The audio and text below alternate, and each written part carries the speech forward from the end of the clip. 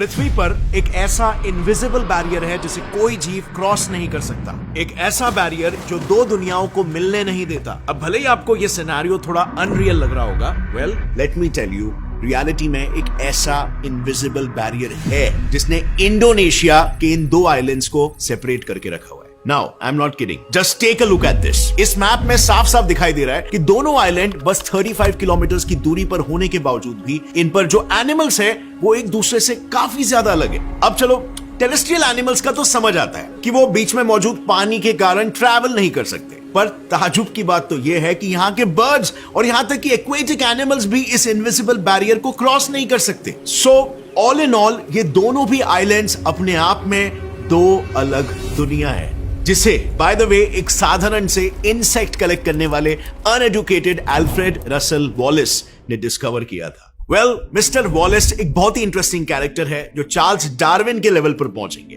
वॉलिस का जन्म 8 जनवरी 1823 को इंग्लैंड के वेल्स में हुआ, एक गरीब घर में। इसीलिए बचपन से वॉलिस का सिर्फ एक ही लक्ष्य था कि उन्हें पढ़ लिख कर करोड़ों की भीड़ में अपनी एक अलग पहचान बनानी थी और अपने साथ अपने परिवार की भी हालत को सुधारना था। बट अनफॉर्चुनेटली पैसे ना होने की वजह से वॉलिस को 6 साल की उम्र में ही अपनी पढ़ाई को छोड़नी पड़ गई। पर इस इंसिडेंट से उनका हौसला बिल्कुल भी नहीं छूटा और अपने लक्ष्य को पूरा करने के लिए उन्होंने अपने घर के लाइब्रेरी का सहारा लिया। अब क्योंकि वॉलिस के पिता एक सर्वेयर थे, यानी कि अलग अलग जगहों पर ट्रैवल करके उन जगहों के मैप्स को बनाते थे और साथ ही एक स्किल्ड गार्डनर भी थे, इसी वजह से उनके लाइब्रेरी में ढेर सारे मैप्स और गार्डनिंग की किताबें मौजूद थी। और इन्हीं किताबों ने वॉलिस को नेचर और बायोलॉजी को देखने का एक अलग ही नजरिया दे दिया, एक अलग पर्सपेक्टिव। इस वजह से वॉलिस नेचुरल हिस्ट्री और प्रकृति की तमाम चीजें कैसे इवॉल्व होती है इसमें रुचि लेने लगे। लेकिन फिर एक बार फाइनेंशियल कंडीशन बद से बदतर होने की वजह से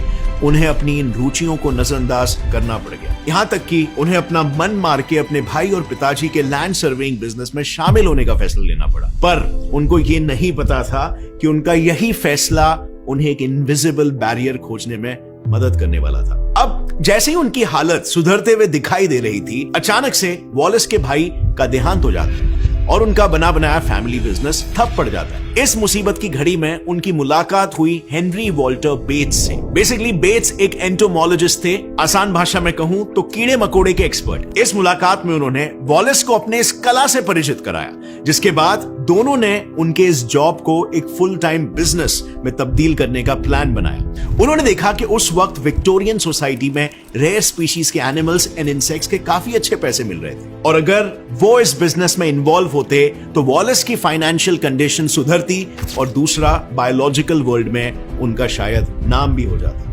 और इसीलिए 1848 में वॉलिस और बेट्स दोनों ने शिप लेकर रेयर स्पेसिमेन कलेक्ट करने के लिए ब्राजील की ओर जाना शुरू कर दिया। ब्राजील में लगातार 4 साल स्पेसिमेन्स कलेक्ट करने के बाद जब वो अपने घर लौट रहे थे तब वो काफी खुश थे, क्योंकि उन्होंने एक रेयर टूकन को पकड़ा था जिसे उस समय तक किसी ने नहीं पकड़ा था। यानी सिंपली उन्हें अभी सब पहचानने लगने वाले थे। पर उनकी ये खुशी ज्यादा देर तक नहीं टिकी, क्योंकि उनके वापसी के दौरान ही सैडली उनके शिप में आग लग गई और उनके सारे स्पेसिमेंस जल के राख हो गए। उनका ये फेमस बनने का सपना बस एक सपना ही बन के रह गया। वेल, अब भले ही ये दिखने में एक मिसफॉर्च्यून लग रहा हो, लेकिन यहीं से शुरू होती है उनके इनविजिबल बैरियर खोजने की कहानी। हुआ यूं कि इस हादसे के बाद वो एक प्रॉपर प्लानिंग के साथ 18 अप्रैल 1954 को इंग्लैंड से अपने दूसरे एक्सपेडिशन इंडोनेशियन आइलैंड्स मलाय आर्किपेलागो की ओर निकल पड़ी। इस एक्सपेडिशन में उनका फर्स्ट स्टॉप था सिंगापुर, जहां से वो आगे इंडोनेशिया के एक छोटे से आइलैंड सुलावेसी पर जाने वाले थे। पर उनकी सुलावेसी की शिप छूट गई और उन्हें नजदीकी बाली आइलैंड पर जाना पड़ गया। बाली पहुंचते ही उन्हें वो जगह इंटरेस्टिंग लगी और उन्होंने वहां पर अपना सर्वेइंग और स्पेसिमेन कलेक्शन का काम शुरू कर दिया। उन्होंने वहां मौजूद प्लांट्स और एनिमल्स को डिटेल में स्टडी किया और उनकी वैरायटी इन स्पीशीज और डाइवर्सिटी को नोट किया। तब उन्हें मेजरली जो एनिमल्स के स्पीशीज दिखे वो थे टाइगर्स, राइनोस, एलिफेंट्स जैसे एनिमल्स और बैरेट्स, वुडपेकर्स जैसे पेकिंग बर्ड्स। फिर कुछ महीनों तक रेयर स्पेसिमेन्स कलेक्ट करने के बाद वो अपनी जर्नी कंटिन्यू करते हुए बाली से बस 35 किलोमीटर दूर लोम्बोक आइलैंड पर चले गए। And he was shocked. उन्हें लगा कि वो किसी पोर्टल पोर्टल के थ्रू बाली से हजारों किलोमीटर दूर आ गए हो, क्योंकि भले ही ज्योग्राफी के मुताबिक यह आइलैंड बस 35 किलोमीटर ही दूर था, लेकिन इन पर पाए जाने वाले जानवरों में जमीन आसमान का फर्क था। इस नए आइलैंड पर बाली में मिलने वाले जानवरों का नामो निशान तक नहीं था। इंस्टेड उन्हें यहाँ पर monitor lizards, kangaroos, koalas, platypus, ऐसे जानवर और बर्ड्स ऑफ पैराडाइज जैसे कलरफुल बर्ड स्पीशीज दिखाई दिए। देखो, टेरेस्ट्रियल एनिमल्स में वैरायटी होना कुछ हद तक लॉजिकल साउंड करता है, क्योंकि बाली और लोम्बोक दोनों ही आइलैंड्स हैं, पर बर्ड स्पीशीज में दिख रही डाइवर्सिटी का उनके पास कोई लॉजिकल एक्सप्लेनेशन नहीं था। उन्हें लगने लग गया कि जैसे कोई इनविजिबल, लिमिटलेस, स्पिरिचुअल एनर्जी की ये लाइन है जो पूरी ताकत से दोनों आइलैंड्स के ऑर्गेनिजम्स को क्रॉसओवर करने से रोक रही है। इस इनविजिबल एनर्जी की लाइन को फिर उन्होंने नाम दिया द वॉलेस लाइन।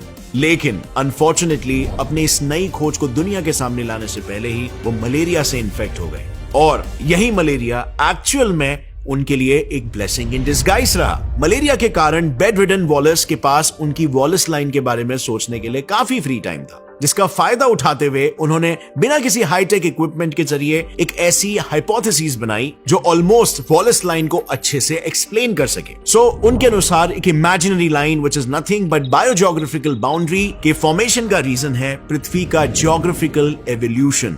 सिंपल शब्दों में, पृथ्वी के पास्ट में हुए कुछ जियोलॉजिकल इवेंट्स की वजह से आज हमें ये बाउंड्री नजर आ रही है। एंड इस मोमेंट पर उन्हें क्लिक हुआ कि बाली में मिलने वाले सारे animals like tigers, rhinos, elephants सभी एशिया में पाए जाते हैं, और वहीं पर लोम्बोक में पाए जाने वाले जानवर like monitor lizards, kangaroos, koalas, platypus ये सभी ऑस्ट्रेलिया में पाए जाते हैं। इस लाइन ऑफ रीजनिंग पर उन्होंने अपनी एक थियरी बनाई, जिसमें उन्होंने बताया बाली 360 मिलियन ईयर्स पहले हुए आइस एज के समय एशिया से कनेक्टेड था और लोम्बोक आइलैंड ऑस्ट्रेलिया से, और इसीलिए एशिया के एनिमल्स बाली तक और ऑस्ट्रेलिया के एनिमल्स लोम्बोक तक आसानी से ट्रैवल कर सकते थे। लेकिन आइस एज के खत्म होते ही इनके बीच के लो लाइंग एरियाज में पानी भरना शुरू हो गया और एनिमल्स वहीं उन आइलैंड्स पर फंसे रह गए। साथ ही उन्होंने ये नोटिस किया कि दोनों भी आइलैंड्स पर जो बर्ड्स पाए जाते हैं वो नॉन माइग्रेटरी है। इन नॉन माइग्रेटरी बर्ड्स का प्रॉब्लम ये है कि इनके बॉडीज लॉन्ग डिस्टेंस फ्लाइट के लिए अडेप्टेबल नहीं होते,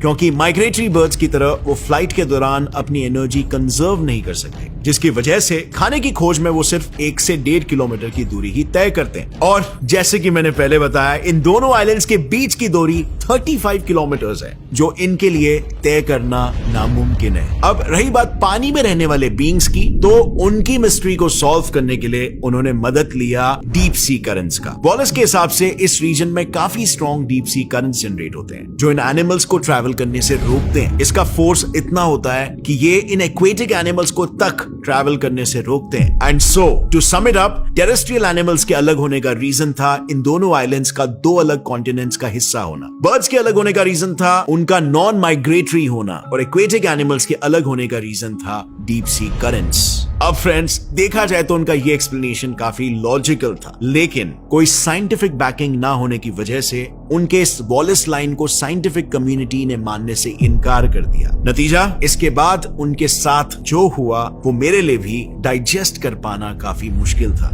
जरा इसे देखो, ये 1866 में लिखा गया चार्ल्स डार्विन का वो लेटर है जिसमें वो वॉलेस के काम को अप्रिशिएट कर रहे हैं, क्योंकि वॉलेस ने 1858 में उनको अपने इंडोनेशिया के फाइंडिंग्स लिख कर भेजे थे। यानी क्लियरली डार्विन ने अपनी the origin of species book Wallace के मदद से लिखी थी। बट देन, जैसे कि आप देख सकते हो, इस बुक में कहीं पर भी वॉलेस का जिक्र तक नहीं है। दरअसल वॉलेस ने अपने रिसर्च के दौरान एक एवोल्यूशन का कॉन्सेप्ट दिया सारावैक लॉ करके, जिसके अनुसार हर स्पीशीज उनके पहले वाले स्पीशीज से इवॉल्व होती है, और फिर इसके बारे में उन्होंने अपने पार्टनर डार्विन को कुरियर करके बताया, क्योंकि उन्हें लगा कि डार्विन उन्हें अप्रिशिएट करेंगे। अब इंस्टेड डार्विन ने वॉलेस को धोखा देते हुए उसके इसी कॉन्सेप्ट से डिराइव्ड अपनी famous theory of evolution publish कर दी and the father of evolutionary biology का खिताब अपने नाम पर दर्ज करवा दिया। पर वॉलेस इस केस में काफी अनलकी साबित हुए, क्योंकि इनके हाइपोथेसिस को प्रूव करने वाली थियरी प्लेट टेक्टोनिक्स उनके मौत के 50 साल बाद इजाद हुई।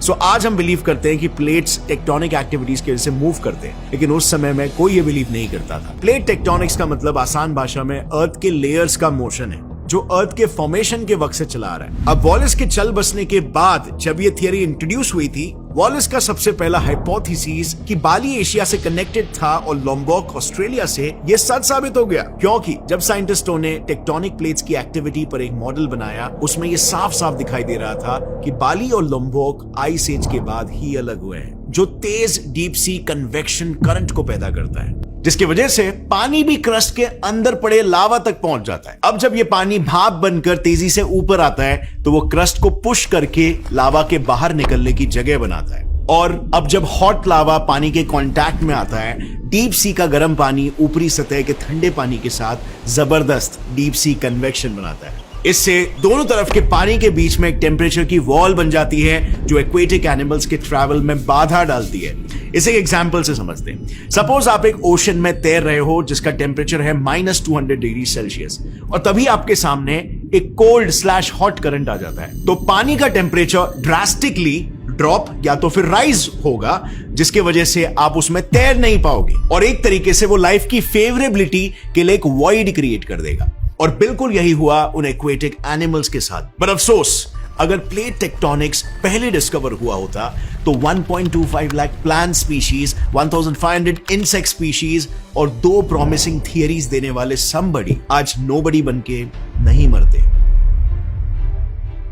एंड फ्रेंड्स, आई थिंक ये सही में एक बहुत ही बड़ा डिसएडवांटेज है साइंटिस्टों के लिए, बिकॉज कई बार उनकी डिस्कवरीज उस समय के हिसाब से इतनी ग्राउंड ब्रेकिंग होती है कि उसका क्रेडिट उन्हें उस समय नहीं मिलता। इनफैक्ट कोई भी समर्थन नहीं देता उस थियरी का, कोई उस पर बिलीव नहीं करता।